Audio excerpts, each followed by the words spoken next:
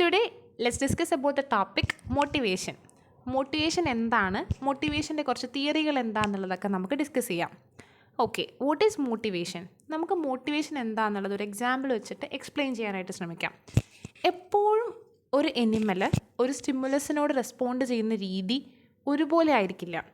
For example, ഒരു lion ഒരു group of wild beast, heard of wild beast വരികയാണെന്നുണ്ടെങ്കിൽ അതിനോട് ബിഹേവ് ചെയ്യുന്ന രീതി ഒക്കേഷണലി മാറിക്കൊണ്ടിരിക്കും. സം ഒക്കേഷൻസ് ലയൺ എന്ത് ചെയ്യും, ഈ ഒരു വൈൽഡ് ബീസ്റ്റിനെ സ്റ്റോക്ക് ചെയ്യും, അവരെ കിൽ ചെയ്യാനുള്ളൊരു പ്രോബിലിറ്റി കൂടുതലാണ്. പക്ഷേ ചില സമയത്ത് എന്തുണ്ടാവും, ലയൺ എന്ന് പറയുന്നത് പൊട്ടൻഷ്യൽ പ്രേ ആയിട്ടുള്ള വൈൽഡ് ബീസ്റ്റിനെ ഒരു മൈൻഡ് പോലും ചെയ്യാതെ മാറിപ്പോവും. അപ്പോൾ ഇവിടെ രണ്ട് സമയത്തും പുറത്തുനിന്നുള്ള സ്റ്റിമുലസ് അല്ലെങ്കിൽ എക്സ്റ്റേണൽ സ്റ്റിമുലസ് എന്ന് പറഞ്ഞിട്ടുള്ള വൈൽഡ് ബീസ്റ്റ് അവരുടെ ഒരു പൊട്ടൻഷ്യൽ പ്രേ എന്ന് പറയുന്നത് സെയിം ആണ്. പക്ഷേ ഇവിടെ ചേഞ്ച് വന്നിട്ടുള്ളത് എന്തിലാണ്? ആ ഒരു എനിമലിൻ്റെ ഇൻറ്റേർണൽ ആയിട്ടുള്ള ചേഞ്ചുകളാണ് സംഭവിക്കുന്നത്. ആ ഒരു ഇൻറ്റേർണൽ ചേഞ്ചിനെയാണ് നമ്മൾ മോട്ടിവേഷൻ എന്ന് വിളിക്കുന്നത്.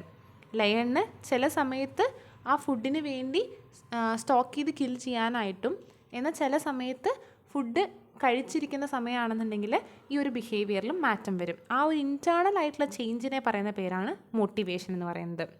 മോട്ടിവേഷൻ എന്ന് പറയുന്ന ടേം ഒരു ലാറ്റിൻ വേർഡായിട്ടുള്ള മോട്ടിവെയർ എന്ന് പറഞ്ഞിട്ടുള്ള ടേമിൽ നിന്നാണ് ഡിറൈവ് ചെയ്തിട്ടുള്ളത്.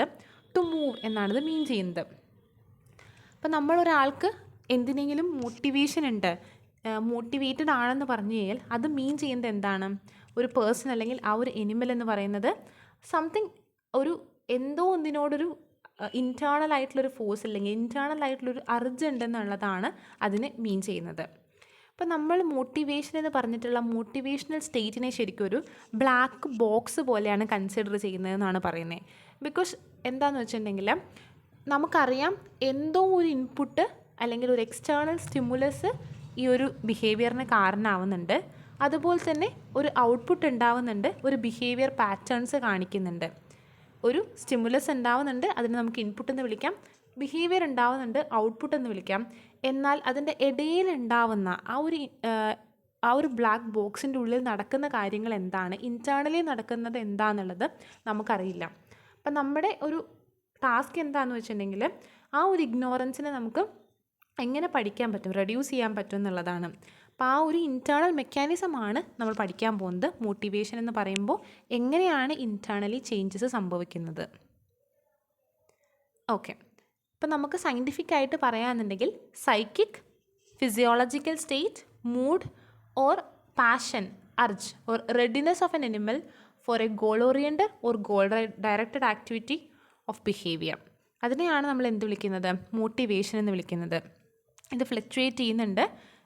ചില സമയത്ത് സെയിം സ്റ്റിമുലസിനോട് ഡിഫറെൻറ്റ് ടൈംസിൽ ഡിഫറെൻറ്റ് വേയിലുള്ള റെസ്പോൺസാണ് കാണിക്കുന്നതെന്നാണ് പറയുന്നത്.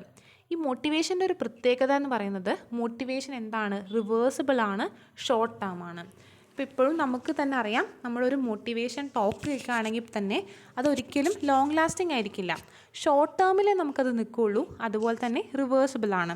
നമുക്കപ്പോൾ പെട്ടെന്നുണ്ടാവുന്ന ചില ബിഹേവിയർ ചേഞ്ച് മാറാനായിട്ടുള്ള സാധ്യതകൾ കൂടുതലാണ്. ഇപ്പോൾ റിവേഴ്സിബിൾ ആണ്, ഷോർട്ട് ടേം ആയിട്ടുള്ള സ്പോണ്ടേനിയസ് ചേഞ്ചാണ് മോട്ടിവേഷനിൽ സംഭവിക്കുന്നത്. അപ്പോൾ ഈ മോട്ടിവേഷൻ്റെ സിഗ്നിഫിക്കൻസ് എന്താണെന്ന് വെച്ചാൽ എനിമലിന് ഫ്യൂച്ചറായിട്ട് നടക്കുന്ന കാര്യങ്ങളെപ്പറ്റി അവെയർ ആവാനും അതിനനുസരിച്ച് പ്രിപ്പയർഡ് ആവാനായിട്ടും ഇത് ഹെൽപ്പ് ചെയ്യുന്നിട്ടുണ്ട്. ഒരു ഡിസൈർഡ് ഗോളിന് അനുസരിച്ചിട്ടുള്ള ബിഹേവിയർ പാറ്റേൺ ആണ് ഇവിടെ കാണിക്കുന്നത്. അപ്പം നമ്മളിവിടെ ചെയ്യുന്നത് മോട്ടിവേഷൻ ബിഹേവിയർ, ആ ഒരു ബിഹേവിയറിന് ശേഷം മൊത്തത്തിൽ ആ ഒരു എന്തുണ്ടായിരിക്കും, റെസ്പോൺസ് CC എന്ന് പറഞ്ഞിട്ടുള്ളത്. അപ്പം അതായത് ഫോർ എക്സാമ്പിൾ നമ്മൾ നോക്കുകയാണെന്നുണ്ടെങ്കിൽ മെയിലിൻ്റെ കോപ്പുലേറ്ററി ബിഹേവിയർ ഇജാക്കുലേഷന് ശേഷം മൊത്തത്തിൽ ആ കോപ്പുലേറ്ററി ബിഹേവിയർ എൻഡാവാണ്, ഇല്ലാണ്ടാവുകയാണ് ചെയ്യുന്നത്. Goal is a state of affairs which can cause a cessation of particular behavior or activity. ഒരു ബിഹേവിയർ ഒരു ആക്ടിവിറ്റിക്ക് എൻഡ് ഉണ്ടാവുന്നു എന്നുള്ളതാണ് മോട്ടിവേഷന് ശേഷം സംഭവിക്കുന്നത്. കോപ്പുലേറ്ററി ബിഹേവിയർ ഓഫ് മെയിൽ എന്ന് പറഞ്ഞിട്ടുള്ളത് ഇജാക്കുലേഷന് ശേഷം മൊത്തത്തിൽ അത് നിന്ന് പോകുന്നു. അതുപോലെ തന്നെ ഫൊറേജിങ് ബിഹേവിയർ, നമ്മൾ ഫുഡ് അന്വേഷിച്ച് പോകുന്ന ബിഹേവിയർ എപ്പോഴും എത്ര നേരം വരെ നിൽക്കുള്ളൂ? ഫുഡ് കണ്ടുപിടിക്കുന്നതും ഫുഡിനെ ലൊക്കേറ്റ് ചെയ്ത് അത് കൺസ്യൂം ചെയ്യുന്ന വരെ മാത്രമാണ് ആ ഒരു ബിഹേവിയർ പാറ്റേൺ നിൽക്കുള്ളൂ എന്നുള്ളതാണ് പറയുന്നത്. മോഡുലേഷൻ ഓഫ് സ്റ്റിമുലസ് റെസ്പോൺസ് റിലേഷൻഷിപ്പാണ് മോട്ടിവേഷൻ എന്ന് ഉദ്ദേശിക്കുന്നത്. Internal decision making process by which an animal choose to perform a particular behaviour. ഈ ഒരു മോട്ടിവേഷൻ ബിഹേവിയർ മെയിൻലി മീഡിയേറ്റ് ചെയ്യുന്നത് ഇൻറ്റേർണൽ ആയിട്ടുള്ള സ്റ്റിമുലസും ആണ്, അതുപോലെ തന്നെ എക്സ്റ്റേണൽ സ്റ്റിമുലസ് ആണ്.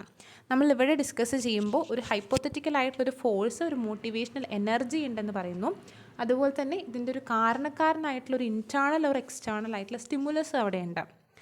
ചില കണ്ടീഷനിൽ വാക്വം ആക്ടിവിറ്റി എന്ന് നമ്മൾ പറയും. വാക്വം ആക്ടിവിറ്റി എന്ന് പറഞ്ഞു കഴിഞ്ഞാൽ എക്സ്റ്റേണൽ സ്റ്റിമുലസ് ഇല്ലാതെ ബിഹേവിയർ കാണിക്കുന്നതിനെയാണ് വാക്വം ആക്ടിവിറ്റി എന്ന് വിളിക്കുന്നത്.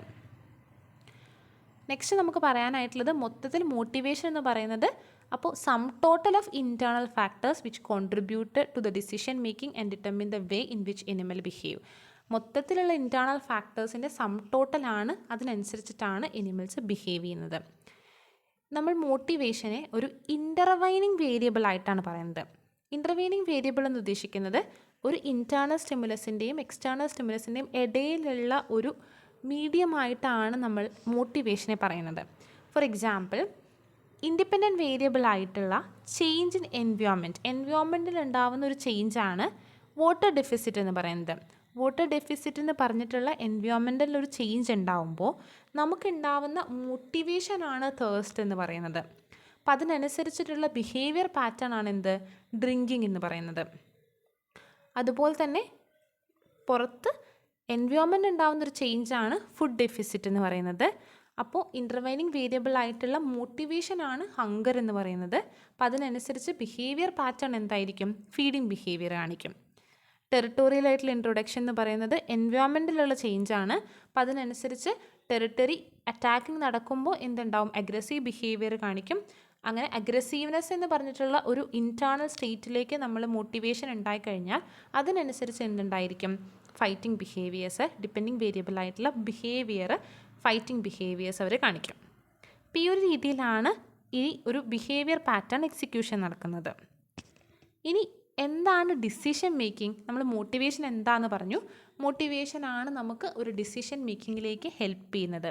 കുറേ ബിഹേവിയർ ചെയ്യാനായിട്ടുള്ള മോട്ടിവേഷൻ ഉണ്ടാകുമ്പോൾ നമ്മൾ ചൂസ് ചെയ്യാണ്, മോട്ടിവേറ്റഡ് ആയിട്ടുള്ള ബിഹേവിയർ സെലക്ട് ചെയ്ത് ചൂസ് ചെയ്ത് എപ്പോൾ എങ്ങനെ നമ്മളത് എക്സിക്യൂഷൻ ചെയ്യണം എന്ന് തീരുമാനിക്കുന്നതിനെയാണ് നമ്മൾ ഡിസിഷൻ മേക്കിംഗ് എന്ന് വിളിക്കുന്നത്. ഇപ്പോൾ നമ്മൾ ഈ ഒരു മോട്ടിവേഷൻ ബിഹേവിയറിൽ ഇന്നേറ്റ് ബിഹേവിയറിൻ്റെ ക്യാരക്ടേഴ്സ് ആയിട്ടുള്ള സൈൻ സ്റ്റിമുലസും ഫിക്സഡ് ആക്ഷൻ പാറ്റേണും നമ്മൾ പറയും. ഫിക്സഡ് ആക്ഷൻ പാറ്റേണിലാണ് മോട്ടിവേറ്റഡ് ബിഹേവിയേഴ്സ് നടക്കുന്നത്. അപ്പോൾ ഇവിടെ ഒരു സൈൻ സ്റ്റിമുലസ് പോലെ ഒന്ന് ആക്ട് ചെയ്യുന്നിട്ടുണ്ടായിരിക്കും. ഇപ്പോൾ ഒരു എക്സാമ്പിൾ പറയുവാണെങ്കിൽ നമുക്ക് ഫീമെയിലിലൊക്കെ ചിലപ്പോൾ അവരൊരു റിസെപ്റ്റീവ് ആണെന്ന് കാണിക്കാനായിട്ട് ചില ചേഞ്ചുകൾ ബോഡിയിലുണ്ടായിരിക്കും. ആ ഒരു ചേഞ്ച് എന്ന് പറഞ്ഞിട്ടുള്ളത് ഒരു സിഗ്നലാണ്. അവർ ഫെർട്ടിലിറ്റി അറ്റൈൻ ചെയ്തിട്ടുണ്ട്, അവർ കോട്ടിങ് ബിഹേവിയറിന് റെഡി ആണെന്ന് കാണിക്കാനായിട്ട് ഫീമെയിൽ ചില മെയിലിനെ അട്രാക്റ്റ് ചെയ്യാനായിട്ടുള്ള ചില ചേഞ്ചുകൾ ബോഡിയിൽ വരുത്തും. അതൊരു സിഗ്നൽ പോലെ ആക്ട് ചെയ്യും, അതൊരു സൈൻ സ്റ്റിമുലസ് പോലെ ആക്ട് ചെയ്യും. അപ്പം അതാണ് മോട്ടിവേഷൻ ബിഹേവിയറിൻ്റെ കുറച്ച് ക്യാരക്ടേഴ്സ് പറയാനായിട്ടുള്ളത്. ഇനി നമുക്ക് മോട്ടിവേഷൻ എന്ന് പറയുമ്പോൾ 2 ടൈപ്പ് ഓഫ് മോട്ടിവേഷൻ ഉണ്ട്. മോട്ടിവേഷൻ ബിഹേവിയർ തന്നെ innate or biological motifs and psychological motifs. അപ്പോൾ മോട്ടിവേഷൻ നമ്മൾ പറഞ്ഞു, മോട്ടിവേഷൻ എന്ന് പറയുന്നത് ബയോളജിക്കൽ ആയിട്ടുള്ള മോട്ടീവ്സ് ആവാം. ബയോളജിക്കൽ മോട്ടീവ്സ് എന്ന് പറഞ്ഞാൽ നമ്മുടെ ബേസിക് നീഡ്സിനെയാണ് ബയോളജിക്കൽ മോട്ടീവ്സിൽ പറയുന്നത്. നമുക്ക് എന്ത് വേണം, ബോഡിക്ക് ഫുഡ് വേണം, വാട്ടർ വേണം, സ്ലീപ്പ് വേണം എന്നൊക്കെ പറഞ്ഞിട്ടുള്ള ബയോളജിക്കൽ നീഡ്സിനെ നമുക്ക് ബയോളജിക്കൽ മോട്ടീവ്സിൽ പറയാം, ഇന്നേറ്റ് മോട്ടീവ്സിൽ പറയാം.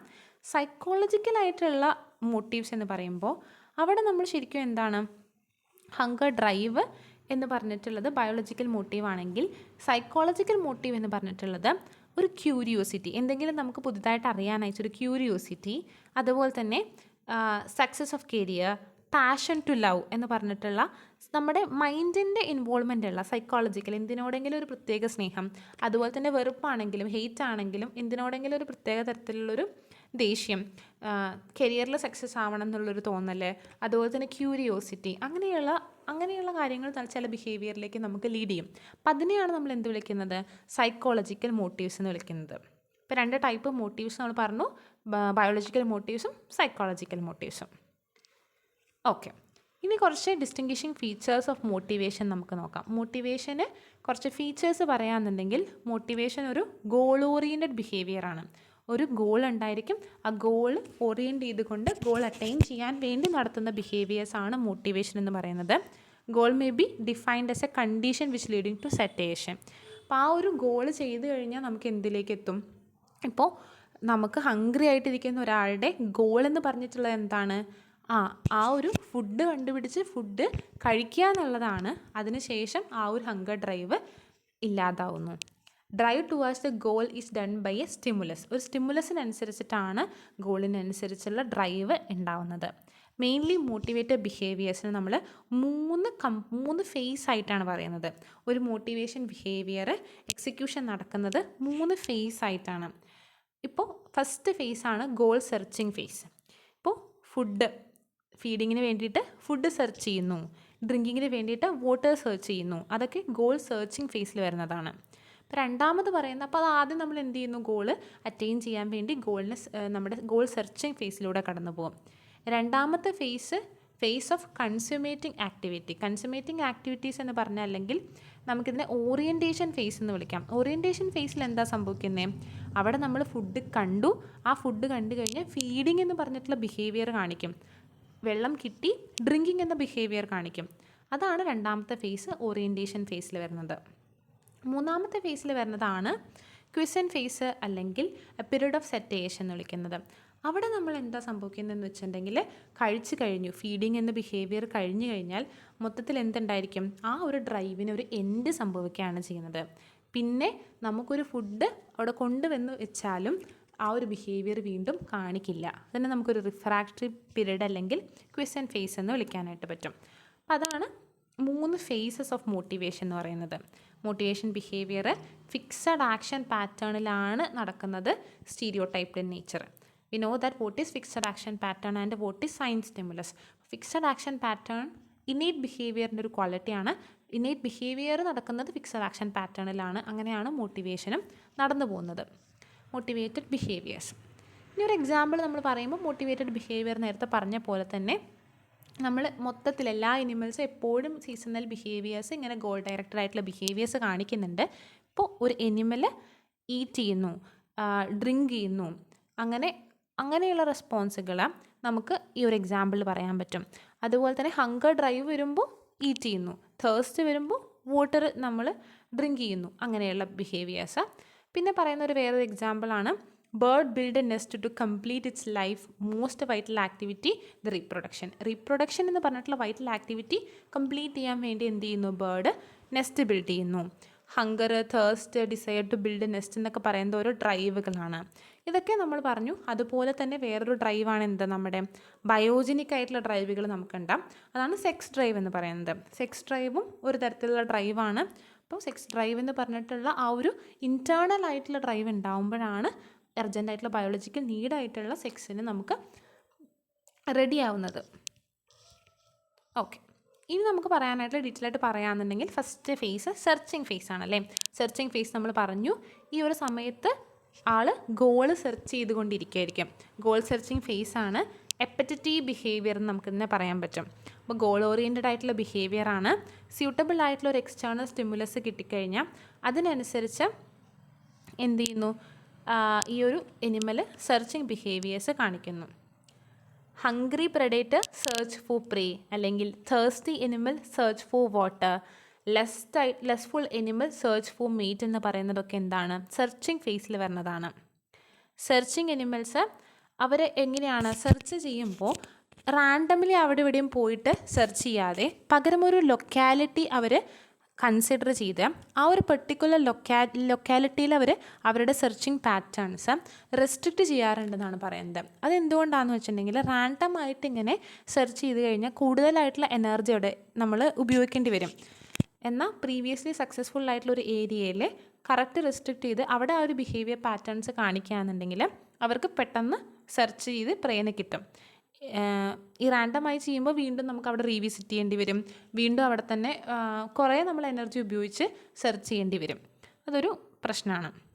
മെയിൻലി പ്രഡേഷൻ നടത്തുന്നതിനുള്ള സെർച്ചിങ് സ്ട്രാറ്റജി എന്ന് പറഞ്ഞിട്ടുള്ളത് ഏറ്റവും കൂടുതൽ പ്രേ എവിടെയാണോ അവിടെ പോയി സെർച്ച് ചെയ്യുക എന്നുള്ളതാണ് നമുക്ക് ചെയ്യാൻ പറ്റുന്ന ഒരു കാര്യം. അപ്പോൾ പ്രീവിയസ്ലി സക്സസ്ഫുൾ ആയിട്ടുള്ള ഏരിയയിൽ ഒരു സെർച്ചിങ് ബിഹേവിയർ കൂടുതലായിട്ട് കാണിക്കും ആ ഒരു ഏരിയയിൽ. അപ്പോൾ അതാണ് ആദ്യത്തെ ഫേസ് എന്ന് പറയുന്നത്. ഇനി രണ്ടാമത്തെ ഫേസ് എന്ന് പറയുന്നതാണ് ഓറിയൻറ്റേഷൻ ഫേസ് എന്ന് പറയുന്നത്. ഓറിയൻറ്റേഷൻ ഫേസിൽ സംഭവിക്കുന്നത് എന്താണ്? അവിടെ മെയിൻലി സംഭവിക്കുന്നത് ഈ ഒരു സെർച്ചിങ് ഫേസിന് ശേഷം നെക്സ്റ്റ് വരുന്ന ഒരു ഫേസാണ് eating the food after locating in it. അതായത് ഹങ്കർ സ്റ്റിമുലസ് ഉണ്ടായി, അതിനുശേഷം ഫുഡ് സെർച്ച് ചെയ്തു, ഫുഡ് കണ്ട് ആ ഫീഡ് ചെയ്യുന്നതിനെ നമുക്ക് എന്ത് വിളിക്കാം? ഓറിയൻറ്റേഷൻ ഫേസിലുള്ള ഒരു ബിഹേവിയർ പാറ്റേൺ ആണെന്ന് പറയാം. അതുപോലെ തന്നെ ഒരു തേഴ്സ്റ്റ് സ്റ്റിമുലസ് ഉണ്ടായി, വാട്ടർ ലൊക്കേറ്റ് ചെയ്തു, ഡ്രിങ്കിങ് ഓഫ് വാട്ടർ എന്ന് പറയുന്നത് ഓറിയൻറ്റേഷൻ ഫേസ് അല്ലെങ്കിൽ കൺസ്യൂമേറ്ററി ബിഹേവിയറിൽ നമുക്ക് പറയാൻ പറ്റുന്നുണ്ട്. മീറ്റിംഗ് ബിഹേവിയർ ആണെന്നുണ്ടെങ്കിൽ ഓപ്പോസിറ്റ് സെക്സ് ആയിട്ടുള്ള ഒരാളെ നമ്മൾ ലൊക്കേറ്റ് ചെയ്തു, അങ്ങനെ നമുക്ക് സെക്ഷൽ ആയിട്ടുള്ള സ്റ്റിമുലസിനോടനുസരിച്ചിട്ടുള്ള ഈ ഒരു റെസ്പോൺസ് കാണിച്ചു. മേറ്റിംഗ് ബിഹേവിയർ എന്ന് പറയുന്നത് ഓറിയൻറ്റേഷൻ ഫേസിൽ വരുന്ന ഒരു ബിഹേവിയർ പാറ്റേൺ ആണ്.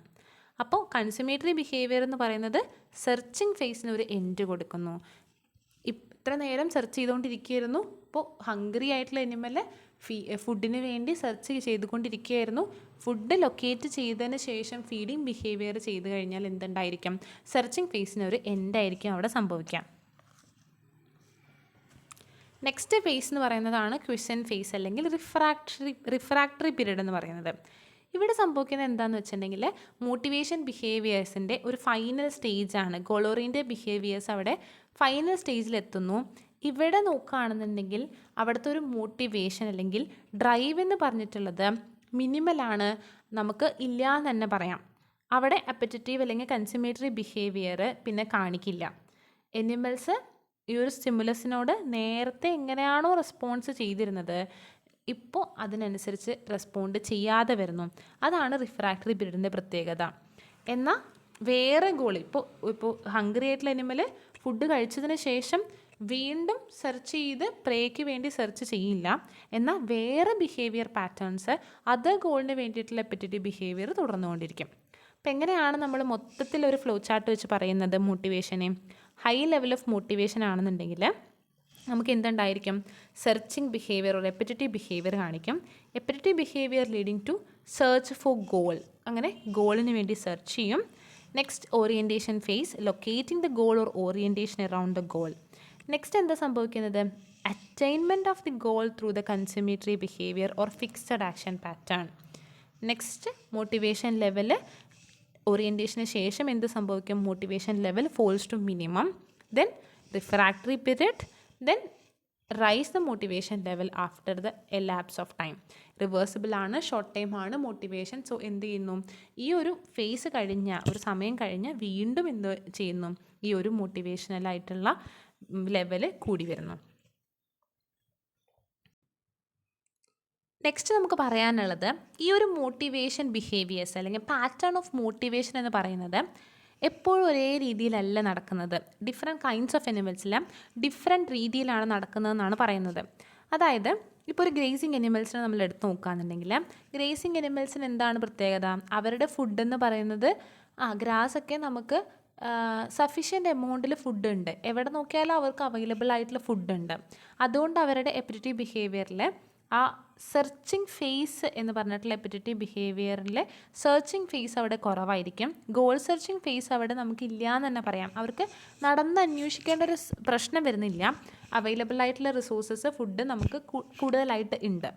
ഓക്കെ, അപ്പോൾ ആ ഒരു ഫേസ് അപ്പോൾ എവിടെ കുറവായിരിക്കും? ഗ്രേസിങ് എനിമൽസിൽ ഇല്ല എന്ന് തന്നെ പറയാം. സെയിം ടൈം നമുക്കൊരു എന്താ പറയുക കൺസ്യൂമേറ്ററി ബിഹേവിയർ എന്ന് പറഞ്ഞിട്ടുള്ളത് വേറെ എനിമൽസ് നമ്മൾ നോക്കുകയാണെന്നുണ്ടെങ്കിൽ പ്രെഡേറ്ററി അല്ലെങ്കിൽ ഹണ്ടിങ് എനിമൽസിൽ നമുക്ക് നോക്കുകയാണെന്നുണ്ടെങ്കിൽ അവിടെ എന്തായിരിക്കും? അവിടുത്തെ സെർച്ചിങ് ഫേസ് കൂടുതലായിരിക്കും. പ്രൊലോങ്ഡ് ആയിട്ടുള്ള സെർച്ചിങ് ഫേസാണ്, അവർ കണ്ടുപിടിക്കാനായിട്ട് ബുദ്ധിമുട്ടാണ്. ഇപ്പോൾ ഗ്രേസിങ് എനിമൽസിൽ നമ്മുടെ സെർച്ചിങ് ഫേസ് കുറവാണ്. കൺസ്യൂമേറ്ററി ആയിട്ടുള്ള ഓറിയൻറ്റേഷൻ ഫേസ് അവിടെ പ്രൊലോങ്ഡ് ആയിട്ടിരിക്കും. മറ്റേ നമ്മുടെ ഹണ്ടിങ് എനിമൽസിൻ്റെ കേസ് നമ്മൾ നോക്കുകയാണെന്നുണ്ടെങ്കിൽ പ്രൊലോങ്ഡ് ആയിട്ടുള്ള സെർച്ചിങ് ഫേസ് ഉണ്ടായിരിക്കും. കൺസ്യൂമേറ്ററി ബിഹേവിയർ നെക്സ്റ്റ് അടുത്തത് വരുന്നു, അതിന് ശേഷമാണ് റിഫ്രാക്ടറി പീരീഡ് വരുന്നത്. എന്നാൽ ഇൻസെക്ടിവോറസ് ആയിട്ടുള്ള എനിമൽസിൽ സെർച്ചിങ് ഫേസ് എന്ന് പറയുന്നത് പ്രൊലോങ്ഡ് ആണ്, പ്രൊമിനൻ്റ് ആണ്. അവരുടെ ഈ ഒരു റിഫ്രാക്ടറി പീരീഡ് അല്ലെങ്കിൽ ക്വിസൻറ്റ് ഫേസ് എന്ന് പറയുന്നത് പ്രാക്ടിക്കലി ആബ്സെൻ്റ് ആണെന്നാണ് പറയുന്നത്. അപ്പോൾ motivation behaviour patterns different kinds of animals എന്നുള്ളതും കൂടി അറിഞ്ഞിരിക്കാം. മോട്ടിവേഷൻ നമ്മൾ പറഞ്ഞു ഒരു ഇൻ്റർവൈനിങ് വേരിയബിൾ ആണ്. It mediate the response of animal to internal and external stimulus. Then sign stimulus, IRM and FAP, that is innate releasing mechanism, fixed action pattern and sign stimulus are the essential components of motivated behavior. Motivated ബിഹേവിയറിൽ നമ്മൾ discuss ചെയ്യുന്ന അല്ലെങ്കിൽ അതിൻ്റെ ക്യാരക്ടേഴ്സാണ് sign സ്റ്റിമുലസും IRM FAPയും. You can also explain what is sign stimulus, IRM and FAP. Okay, these are the introductory portion of motivation. മോട്ടിവേഷൻ്റെ എന്താണ് മോട്ടിവേഷൻ നമ്മൾ പറഞ്ഞു. നെക്സ്റ്റ് നമ്മൾ അറിയാനായിട്ടുള്ളത് what are the theories behind the motivation. മോട്ടിവേഷനെ റിലേറ്റ് ചെയ്തിട്ടുള്ള തിയറി എന്തൊക്കെയാണെന്നുള്ളത് നമുക്ക് നോക്കാം. മെയിൻലി മോട്ടിവേഷണൽ തിയറീസ് അല്ലെങ്കിൽ മോട്ടിവേഷണൽ മോഡൽസ് എന്ന് പറയുന്നത് കോൺറാഡ് ലോറൻസിൻ്റെ സൈക്കോ ഹൈഡ്രോളിക് മോഡൽ, അതുപോലെ തന്നെ നമ്മൾ ഡിസ്കസ് ചെയ്യുന്നത് ലോറൻസിൻ്റെ സൈക്കോ ഹൈഡ്രോളിക് മോഡലും ആൽകോക്കിൻ്റെ ഫീഡിക് ഡ്രൈവ്, അതുപോലെ തന്നെ ടിൻബർഗിൻ്റെ ഹൈറാർക്കിയൽ മോഡൽ എന്ന് പറഞ്ഞിട്ടുള്ള 3 മോഡലുകളാണ് ഡിസ്കഷൻ നടത്തുന്നത്. നമുക്ക് നെക്സ്റ്റ് വീഡിയോയിൽ ഏതൊക്കെയാണ് മോഡൽസും അതുപോലെ തന്നെ ഗപ്പിയിലുള്ള ഒരു സ്റ്റഡീസും നമുക്ക് പഠിക്കാം. ഇത്രയാണ് ഈ ഒരു കാര്യത്തിനെ പറ്റി പറയാനുള്ളത്. മോട്ടിവേഷൻ എന്താണ്, മോട്ടിവേഷൻ്റെ ഡിഫറെൻറ്റ് ഫേസിനെ പറ്റിയിട്ടൊക്കെ നിങ്ങൾക്ക് മനസ്സിലായെന്ന് വിചാരിക്കണം. Thank you.